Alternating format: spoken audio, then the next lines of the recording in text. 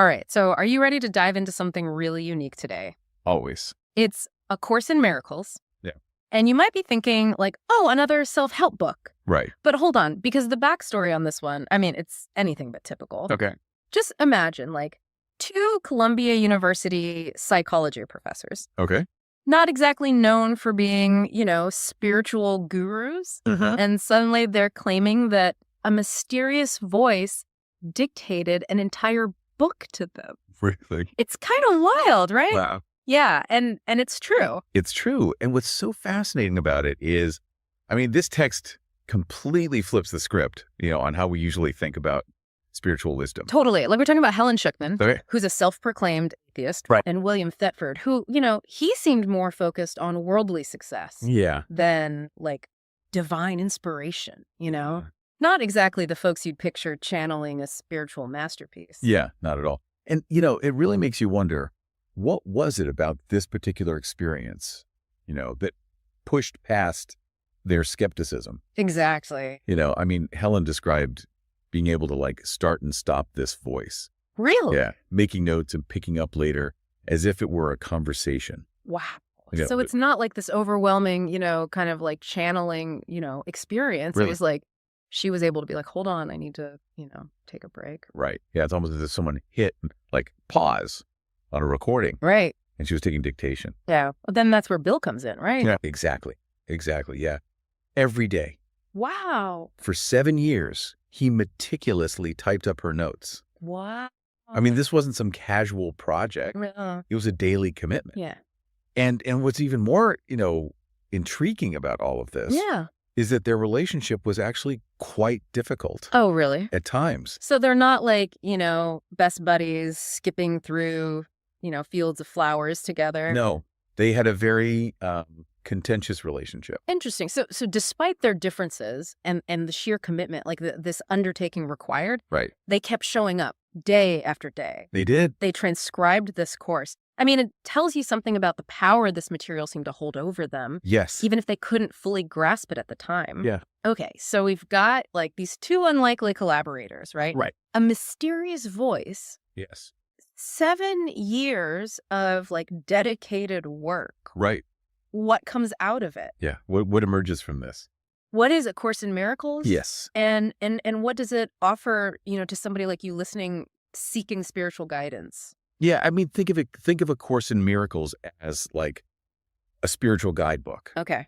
But with a very unique twist, I think. Okay. It's divided into 3 parts. Okay. You have the text, you have the workbook, and you have a manual for teachers. Okay.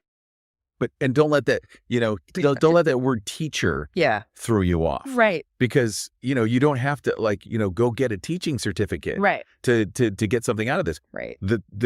The teacher that they're really talking about is your own inner wisdom. Yeah, that makes sense. Yeah, it's not about being taught by someone else, but tapping into something within yourself. Precisely. Yeah. Yeah. And that's what I think is so interesting about A Course in Miracles. Yeah. It's not, you're encouraged to explore these books in any order that resonates with you. Oh, interesting. There's no rigid structure or dogma. Yeah. You get to choose your own path. I like that. It feels very like flexible, Yeah. not intimidating. Yeah. It's very inviting. Okay. So let's talk content then. Okay. Like what's the core message Yeah. at the heart of this course? So many spiritual traditions are very theory heavy. Right. Right. Yeah. And I think what A Course in Miracles really does is it flips that on its head. Okay. It's all about practical application. Okay. It's about directly experiencing, these spiritual principles Okay. in your daily life. Nice. The Course even says a universal theology is impossible, but a universal experience is not only possible, but necessary. Wow. So it's less about like, memorizing doctrines and more about integrating these teachings into your like everyday experiences. Exactly. Yeah. And I think a really great example of that is the workbook. Okay. So the workbook is structured around, 365 lessons. Okay. So one for each day of the year. One for each day of the year. Right. But here's the key. Okay. There's no pressure to rigidly follow that schedule. Okay. So if one like really spoke to me. Yes. I could spend a week on it if I wanted to. Absolutely. Okay. Do what works for you. Yeah. You're not trying to fit yourself into a box. I have to admit, like, some of this stuff can sound a little out there, Yeah. especially if you're, new to this kind of thinking. Yeah. And I'm sure some of our listeners right now might be feeling a little skeptical. Yeah. And that's totally understandable. Of course, it's completely natural to be skeptical. Yeah. And in fact, the Course acknowledges this. Okay. It doesn't ask for blind faith, right? Right. It just encourages you to approach the lessons with an open mind, Okay. with a willingness to experiment, Okay. And what the workbook even suggests is that true belief will arise naturally Okay. from your own experiences, I see. not from just blindly accepting something. Yeah, that makes sense. So we talked about like the Course's unique origins and like its emphasis on experience over belief. Yeah. But like, what are some of the core teachings you might actually find? Yeah. What wisdom does A Course in Miracles actually offer? Yeah. Right? Yeah, exactly. So, the Course starts off with 3 very, very powerful statements. Okay. And those are, nothing real can be threatened, nothing unreal exists, in this lies the peace of God. How? And these aren't just, nice words. Right. They point to, I think, a very, very fundamental shift Okay. in perception. Yeah. I can see how like those words would really like make you stop and Right. and think they're challenging. Like, our usual way of seeing the world. Mm-hmm. Exactly. Yeah. Mm. They cut right to the heart, I think, of the human experience, Okay. to that place where we often feel, anxious, Yeah. uncertain, afraid. Yeah. And what the Course suggests is that those feelings Yeah. stem from a misperception of reality, Okay. from believing in things that are ultimately illusions. So you're saying our fears, like our anxieties, Yes. they're not necessarily based on anything real. In a sense, yes. Okay. Yeah. The Course really distinguishes between 2 things, knowledge and perception. Okay. And knowledge in this context refers to, God's unchanging truth, Oh. a realm of absolute love and wholeness. Right. Perception, on the other hand, is our very limited ego-driven interpretation Right. of the world, often, clouded by fear, Yeah. judgment, that kind of thing. So it's like the difference between like, looking through a really dirty lens Yeah, exactly. versus like seeing things with perfect clarity. Precisely. Yeah. Yeah. Okay. And I think that's really where forgiveness comes into play. Okay. Now I know when we hear the word forgiveness, Right. You might think of, letting somebody off the hook or excusing bad behavior. Right. Right. But the Course presents, I think, a radically different perspective on it. Yeah. And that's what I'm really interested in is how the Course seems to like redefine like these familiar concepts like forgiveness. Yeah. So tell me, like, what does it actually mean like within this framework? So forgiveness in the context of A Course in Miracles is really about recognizing that what we perceive as bad, as wrong, as hurtful is ultimately a call for healing. Yeah. It's a misinterpretation Okay. of reality. So it's about choosing to see things differently, Yes. to align our perception with the truth Yes. of love that's within us. Exactly. So it's not about like, condoning harmful actions, No. but it's shifting our own perception to Yeah. see the situation and the person through a lens of compassion, Yes. understanding. And understand, it's about recognizing the inherent innocence Right. within ourselves and within others, Yeah. even when mistakes are made. And that makes me think about like relationships Yes. in a whole new light. Absolutely. Because if we approach them from this place of wholeness, Yes. not lack. Yes. And that ties directly into another core teaching of the Course, Okay. which is this idea of love and lack. Okay, love and lack. That's interesting. What Yeah. does that mean? So the Course challenges this very conventional notion Right. that we have about love, Okay. that love is about, finding someone to complete us Right. or to fill a void within ourselves. Right. Okay. It suggests that true love doesn't come from seeking what we lack in others, Yeah.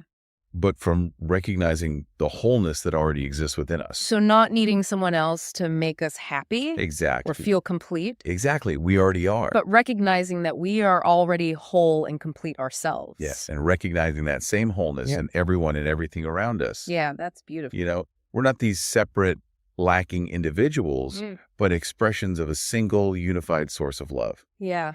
And that makes me think about relationships in a whole new light, Absolutely. Yeah. The Course encourages us to see relationships not as these, transactions to Yeah. get our needs met, but as these holy encounters, Wow, I like it. opportunities to learn, to grow, to practice forgiveness. So instead of like, what can I get from this person? It's more like, how can I show up with love Yes, and understanding in this moment? exactly. What can I learn from this interaction? Precisely. It's about recognizing the sacredness in every encounter, even the challenging ones. Wow. And one of the things that I think is so profound about the tools that A Course in Miracles offers for this transformation is this concept of Christ vision. Okay, Christ vision. Now that sounds powerful. Yeah. What is that? So think of Christ vision as a way of seeing beyond the limitations of our physical senses, Okay. beyond the judgments of the ego, Right. to a place of pure love and understanding. So how do we access that? Yeah. Is it like, meditating for hours on end, Right. becoming a saint? No, I think what the Course suggests is that accessing this vision is more about quieting the mind Okay. and learning to listen to a different voice within us. You mean like that quiet, intuitive voice that often gets drowned out by like, our worries Yes, exactly. and our to-do lists? It's that still small voice of wisdom, Yeah. guidance that's always there beneath the surface chatter of the ego. Right. And I think the more we practice listening to that voice, Yeah. the more we strengthen that connection to our true selves. It's like cultivating a deeper level of self-awareness. Yeah. Learning to discern between like, the ego's voice. Which is fear Yes. Fear. Exactly. in this right voice. The right voice of love and guidance. Exactly. Yes, love and guidance. And as we practice that, right, we begin to see ourselves and others through the eyes of compassion, Yeah. recognizing, that spark of divinity that resides within us all. So does the Course give us guidance on how to take that final step? Yeah. It suggests that while our efforts are important, Okay. that final step is ultimately a surrender, Wow. an allowing of God's grace to bridge the gap between, our understanding Yeah. and the full experience of our true nature. So it's not just about like our individual efforts, but Mhm. also about surrendering to something larger than ourselves. Yes. And I think, the Course really emphasizes this, that even though we may feel alone at times, We're always, guided, supported on Yeah. this journey of awakening. we've covered so much today, from the Course's remarkable origins right? to like its profound teachings on forgiveness Yes. and love yeah, and this transformative power of Christ vision. it's amazing. If anything we've talked about today, like, sparks your interest, Yeah. I'd encourage you to like pick up A Course in Miracles, Yeah. read it for yourself, Like it. and just see what resonates. And I think as you delve into this material, just remember this. A Course in Miracles is more than just a book. Yeah. It's an invitation to a lifelong journey of Yes. self-discovery Yeah. and spiritual exploration. It's about recognizing the peace and the wholeness Yes. that are available right here, right here, right now. right now. Yes. So as you go about your day today, Yeah. consider this. Okay. What would it look like to approach your interactions, your challenges, even your moments of joy with a renewed sense of curiosity, Yes. openness? How might that shift your experience of yourself and the world around you? Until next time, keep exploring, keep questioning, and keep diving deep Yes. into these fascinating mysteries of life.